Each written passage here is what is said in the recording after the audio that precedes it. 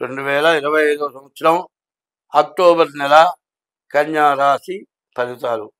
ఈ కన్యా రాశికి వ్యాపారస్తులకు వ్యాపారం బాగుంటుంది, ఆదాయం బాగుంటుంది. మరి ఈ రాశి వాళ్ళకి మరి శుక్రుడు బాగున్నాడు.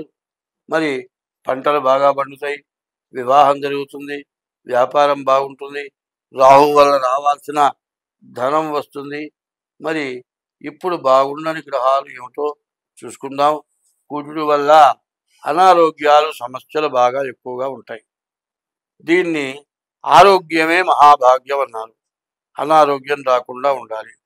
అసలు అందరికీ నేను చెప్పబోయేది ఏమిటంటే, కాగబెట్టి వేడి నీళ్లు ఫిల్టర్లో పోసుకొని ఆ ఫిల్టర్లో కాస్త వేడి నీళ్ళే తాగండి, చన్నీళ్ళు తాగొద్దు. ఎందుకంటే దోమకాటు, రకరకాలైన వ్యాధులు వస్తున్నాయి.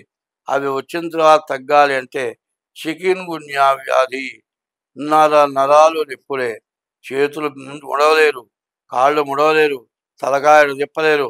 ఆ చికెన్ గున్యా వచ్చిందంటే మామూలు వ్యాధి కాదు.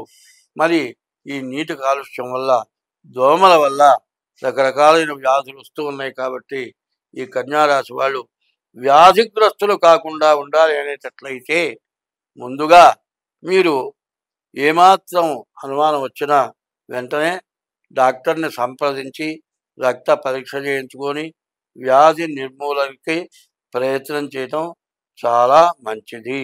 మీ డబ్బులు బాగా వచ్చే టైము. ఈ వచ్చే టైంలో ఏదైనా ఇంట్లో ఎవరికైనా ఏదైనా వ్యాధి వస్తే ఎంత కష్టమో ఎంత నష్టమో ఆలోచించండి.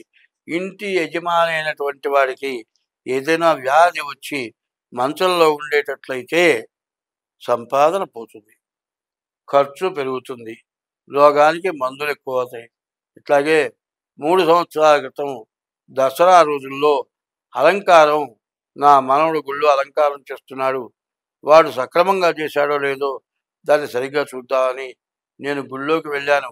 వర్షం పడుతోంది, కాలు జారింది, కింద పడ్డాను, మోకాలికి దెబ్బ తగిలింది. మరి 16 కుట్లు వేశారు, ప్లేటు వేశారు, 5 మేకులు వేశారు. ఇప్పటికి కూడా కాలు నడవనిస్తుంది, కానీ కాలు అటు ఇటు తిప్పేటప్పుడు కనీసం 2వ చెయ్యి వేసి కాలు ఎత్తాల్సిన ప్రయోజనం వచ్చింది. కాబట్టి కర్కాటక రాశిలో ఉండగా శివుడు శని అష్టమంలో ఉండగా నాకు బాగా యాక్సిడెంట్ జరిగింది. అట్లాగే ఈ కన్యారాశిలో కూడా మరి కుజుడు ద్వితీయంలో ఉన్నాడు. రక్త సంబంధమైన వాడు, ఎటువంటి వ్యాధులు తెచ్చిపెడతాడో తెలియదు. కాబట్టి ముందు జాగ్రత్త అవసరం. కానీ బండ్లు వేసుకొని ఎట్లా పడితే అట్లా తిరగొద్దు, ఎవరి బండిలో ఎక్కి వెళ్ళవద్దు, ప్రత్యేకమైన యాత్రలకు వెళ్ళొద్దు. ఎందుకంటే నీకు తప్పనిసరైన అవసరమైన ప్రయాణం తప్పితే వేరే ప్రయాణం చేయొద్దు.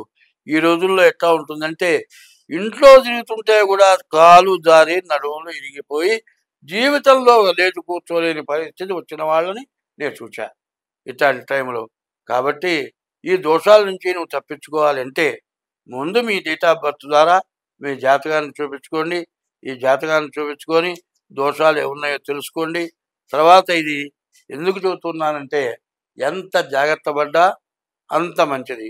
ఇప్పుడు జాతకాలు అంటే అందరూ జాతకాలు చెబుతున్నారు, మీరు బాగా వినండి. ఎవరు బాగా చెబుతున్నారు, ఎవరు కాస్త అనుభవంగా చెబుతూ ఉన్నారు, ఇట్లాంటివి ఆలోచించండి.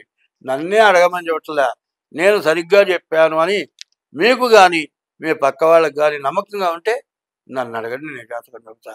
జాతకం చెప్పాలి అంటే డేట్ ఆఫ్ బర్త్, పుట్టిన తారీఖు, నెల, సంవత్సరం, టైము ద్వారా, లేకపోతే అరిచేతులు చూసి హస్తసాముద్రిక ద్వారా మీ జాతకం చెప్పగలుగుతాను. కానీ అట్లా కాకుండా నా రాశి చెప్పవయ్యా, నా పేరుని బట్టి చెప్పు, పేరు లేకపోతే నా ఊరిని బట్టి చెప్పు, లేకపోతే మా వాస్తు ఇంటి వాస్తు ఇక్కడ కూర్చొని నీ ఇంటి వాస్తు ఎట్లా చెబుతాను, నీ పేరుని బట్టి ఎట్లా చెబుతాను. తెలియని గోళలు చేయొద్దు. తెలియనట్లుగా మాట్లాడి ఏమయ్యో డబ్బులు కూడా అయ్యాలా అంటే ఏది నువ్వే చెబుతావా అని అయింది, నువ్వు ఫోన్ చేస్తే అట్ట మాట్లాడతావేందయ్యా, ఇట్లా ఎద్దేవాగా మాట్లాడటం చేస్తున్నారు. కాబట్టి ఈ రాశి వాళ్ళు ఎంత జాగ్రత్తగా ఉంటే అంత మంచిది. స్వస్తి.